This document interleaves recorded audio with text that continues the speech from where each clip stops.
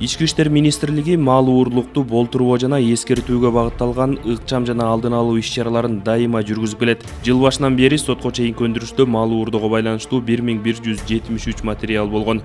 Анын ичинен Кыргыз Республикасынын жазык кодексинин 200-беренеси боюнча сотко чейинки өндүрүштүн жүрүшүндө 935 фактынын бети ачылган. Республика боюнча мал уурлук менен алектенген 255 адамдан турган 64 кылмыштуу топ кармалган. Кылмыштуу топтордун мыйзамсыз аракетинен жалпысынан 3069 мал уурдалган. Анын ичинен 2722 мал ээлерине кайтарылып берилген.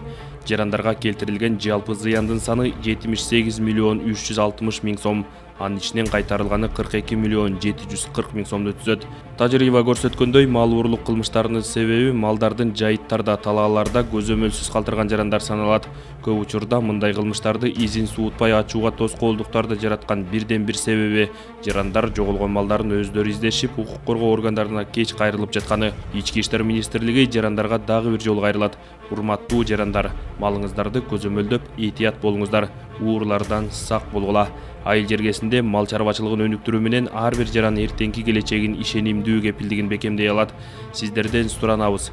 Короолоруңардын эшиктерин бекемдеп, жайыттагы малдарды кайтарууга өзгөчө көңүл буруңуздар.